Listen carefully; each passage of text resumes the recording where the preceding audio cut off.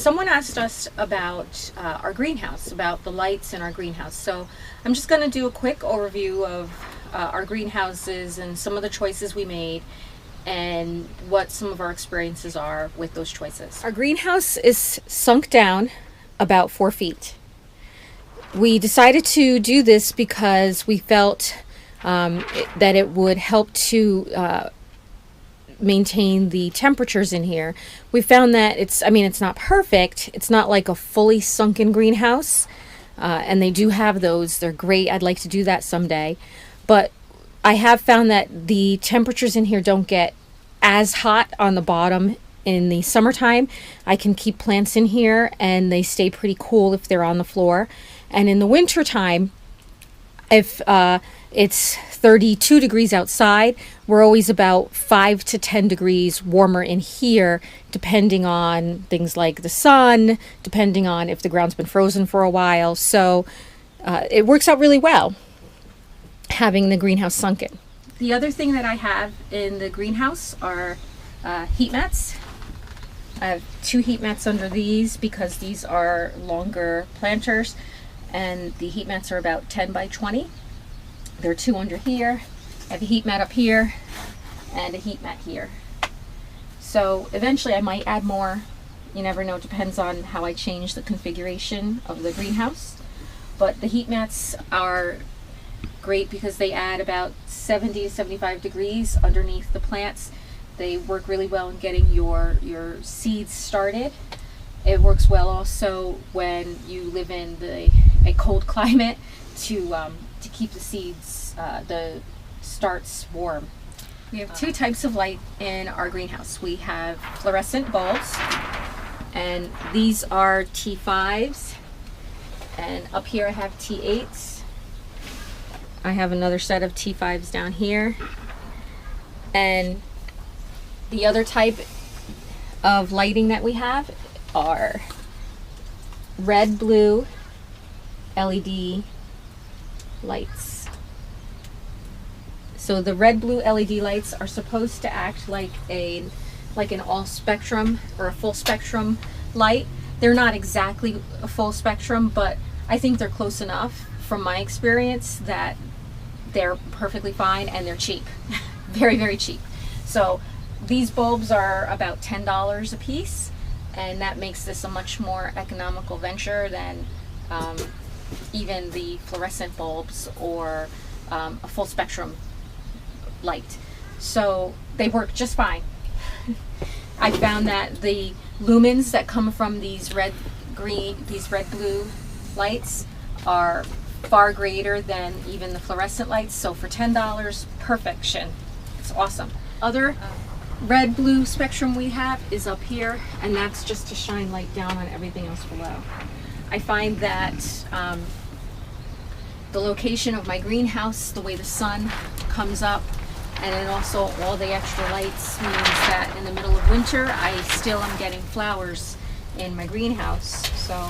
So far it's working good. We also have timers on our lights. So I have 2 timers. I have a timer that's up here,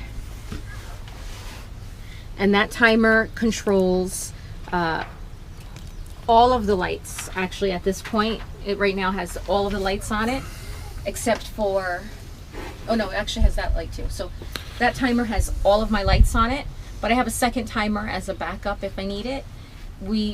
I start out by setting my lights timer for about 12 hours in the winter time. As it gets closer to spring, I set the timer to 14 hours because the plants have grown a bit more, and I want the flowers specifically for the hanging baskets to start to flower, to get closer to that point so they look pretty when I sell them. And as we get further into the spring, I start to set the timers to fewer hours. So they'll go down to 10 hours, then they'll go down to 8 hours, and right at about mid-May, I turn them off altogether. So I'll have no lights on mid-May except for probably one, and that one will be timed at about 10 hours, and that'll be because I'm still starting some plants in here for the fall garden. The other thing I have in this greenhouse is a heater. Our heater is set up so that it oscillates, so it rotates back and forth, and I can set it so that it turns off at 60 degrees. So right now it's off because it's obviously way more than 60 degrees in here. I don't have a thermometer in this greenhouse right now, but it feels pretty hot in here. The path of the sun coming up over our mountain is it comes up from right about that angle and it goes this way. And the reason why we situated our greenhouse right here is because this is the best place for maximum sun exposure. And in order to help us with the sun, we set up, if you look this way, we have reflective paper. Mylar. It's like a silver mylar, and when the sun is like right here, the light shines here and should be reflecting back this way for a lot of these plants. Yeah. So that's why we've got the mylar there. This is my number 2 greenhouse. This is a temporary greenhouse, and as you see, it's already pretty full. As we run out of space in the other greenhouse and plant out a lot of our plants, our starts, we move over to this greenhouse. And looks like I need some water in there. Yeah, I do. Things need water. But this is the greenhouse that we move out to, and you can see that it's already full. It's got lots of plants going on in here. Got hanging baskets that don't have their hangers on yet. And this just gets really packed. There are also other plants that we're going to be using for ourselves and our vegetable garden in here. So I just move everything out this way, and then I also move things. We this year got a 3rd greenhouse because we found ourselves really overly packed. So this is the 3rd greenhouse, and as you can see, I need a 4th greenhouse.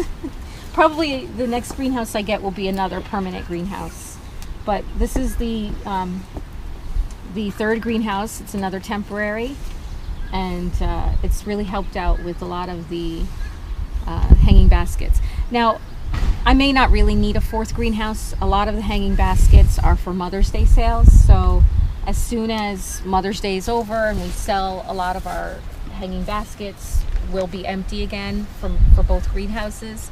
So at that point we'll see.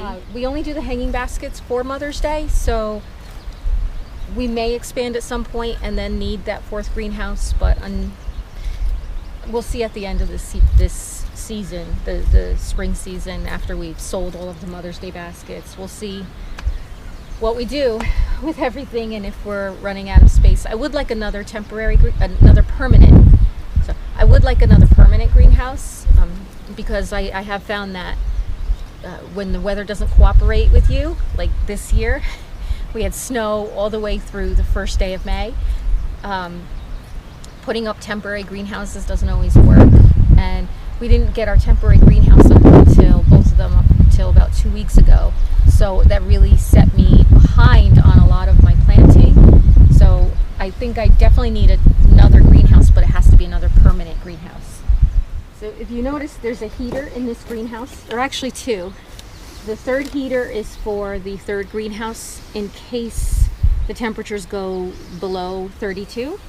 But this heater is only because this is the 2nd transition from the first main greenhouse, and then once I feel like they're ready, I move them all to this 3rd greenhouse. That one's not heated at all. I prefer to keep it unheated so that they are able to deal with the temperatures, and then also the light because it's a bit more see-through. So once they're in that greenhouse, they're on their own for the nighttime temperatures. But if it gets to like way below 32, and it's going to be that way for a couple of hours, I do have a 3rd heater that I can quickly throw in there just to make sure that I don't lose any of my plants. One last thing, I have thermometers in all of my greenhouses, and they are all set to one central unit that's inside the house. if at any time I can look at any one of the greenhouses, because they all are numbered, and I know which greenhouse is which number. So this greenhouse is number 4, channel 4. So I can look at all the different greenhouses and see what temperatures are, and that way, if, for example, in the 3rd greenhouse, if the temperatures are going below freezing, I can see that really quickly. I could come run outside and put a heater in that greenhouse to make sure I don't lose any plants. I can also see if the temperatures are getting too hot and try to figure out ways to cool things down. Right now. So that's all the info on our greenhouses. If you have any other questions about our greenhouses or about anything else, you can leave those questions in the comments below, and I will get back to you and answer your questions. Thank you for watching.